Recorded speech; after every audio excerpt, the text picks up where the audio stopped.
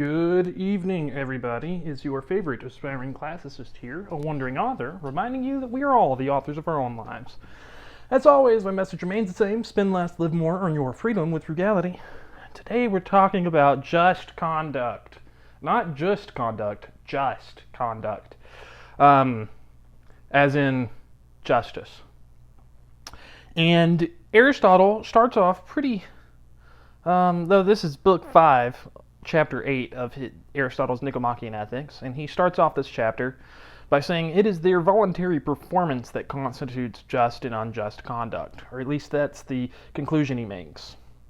If a man does them involuntarily, he cannot be said to act justly or unjustly, except incidentally, in the sense that he does an act which happens to be just or unjust. So in other words, you could do something that's just or unjust, whatever that may be, and if you're not doing it intentionally, hashtag intention, then you as a person are not a just or unjust person. To do that, you have to do it with intention and knowingly. So this is a longer chapter, and we're going to break it up because it's some important stuff. Whether therefore an action is or is not an act of injustice or of justice depends on its voluntary or involuntary character. Yeah, like I just said.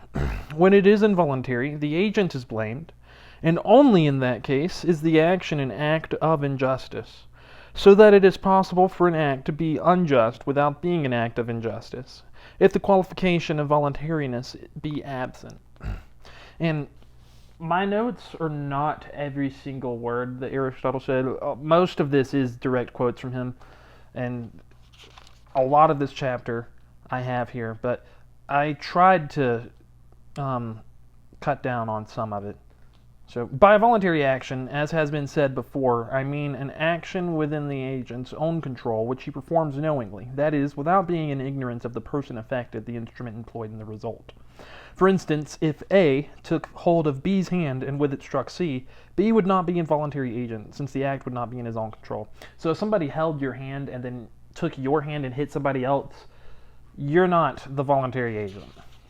Or again, a man may strike his father without knowing that it is his father, though aware that he is striking some person. Because, obviously, to a Greek, hitting your father, and really it should be to all of us, is worse than just hitting some random person, although you shouldn't do either one of them. An involuntary act is therefore an act done in ignorance. So, to do an involuntary act, you can't be aware of it, or else one that though not done in ignorance is not in the agent's control or is done under compulsion. There are many natural processes, too, that we perform or undergo knowingly, though none of them is either voluntary or involuntary. For example, growing and dying. So you can be aware of something and be doing it involuntarily, like getting older and dying. None of us really want to get old. I certainly don't enjoy aging that much, but we're aware of it, yet it happens. Also, an act may be either just or unjust incidentally. A man may restore a deposit unwillingly, and from fear of consequences, and we must not then say that he does a just act, nor that he acts justly, except incidentally. So you can do a good thing on accident. And I think we all know that's the case. And similarly, a man who, under compulsion and against his will, fails to restore a deposit can only be said to act unjustly or do what is just incidentally. You can also do bad things on accident. We've all made mistakes, right? Again, voluntary acts are divided into acts done by choice and those done by not by choice. The former being those done after deliberation, and the latter those done without previous deliberation. So, deliberation for Aristotle is just consciously thinking about what's going to happen as a result of your accidents. We use a similar word to deliberate. There are then 3 ways in which a man may injure his fellow. And he comes up with 3 types of accidents or injuries. An injury done in complete ignorance is an error. It's whenever you do something and it's bad, but or you hurt somebody, but like emotionally hurt somebody, but it's totally on accident. When the injury happens contrary to reasonable expectations, it is a misadventure. So if you had no real way of knowing that it was going to go bad, and you had maybe you even had some reason to think that things were going to go well, then Aristotle says that's just a misadventure. When, though not contrary to reasonable expectation, it is done without evil intent, it is a culpable error. So if you were aware that it was probably going to go bad, but you weren't doing it for a bad reason, you're culpable. For an error is culpable when the cause of one's ignorance lies in oneself, but only a misadventure when the cause was outside oneself. When an injury is done knowingly, but not deliberately, it is an act of injustice or wrong. So if you knew what you were going to do was going to hurt somebody, but you didn't really think about what you were doing and plan it out, then it's an act of injustice or wrong. Such, for instance, are injuries done through anger. So if you're mad and you hit somebody, then that's an act of injustice, in Aristotle's point of view. Or any other unavoidable or natural passion to which, so it's not just anger, but any other unavoidable or natural passion to which men are liable. Since in committing these injuries and errors, a man acts unjustly, and his action is an act of injustice, but he is not ipso facto unjust or wicked, for the injury was not done out of wickedness. So again, you did something that is a true piece of injustice. It was wrong, but that doesn't mean that you're wicked or bad. You're not a wicked person. It wasn't done out of the evilness of your character, or the word that, and I love the word that Aristotle uses, which is wickedness. When, however, an injury is done from choice, the doer is unjust and wicked. Hence, acts due to sudden anger are rightly held not to be done of malice aforethought.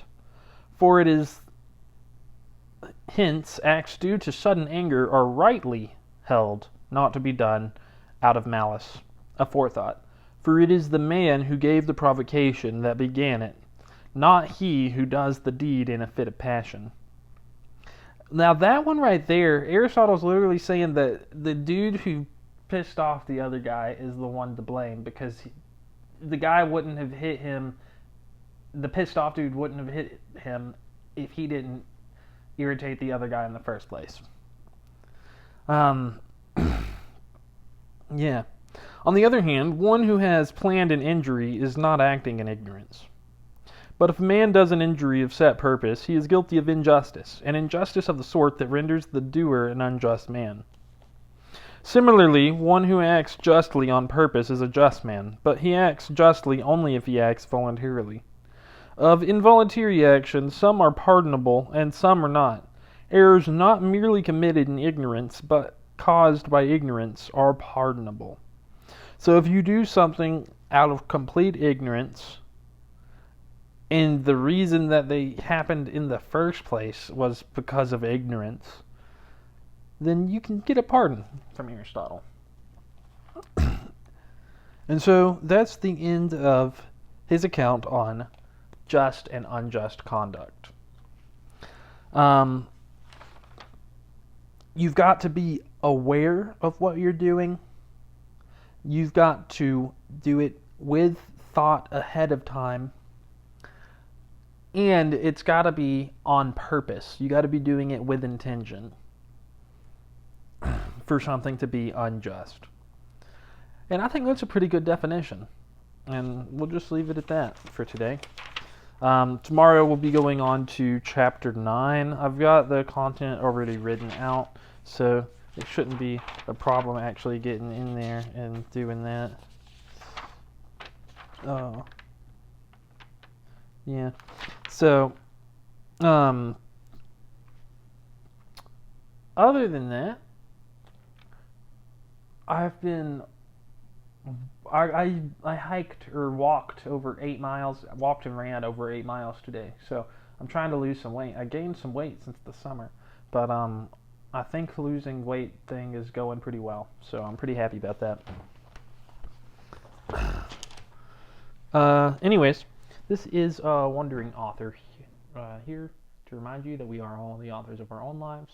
What are you guys doing in order to inspire, uplift, and empower your local community today? Because this world isn't changing unless we all do our part. You can count on me to do mine daily.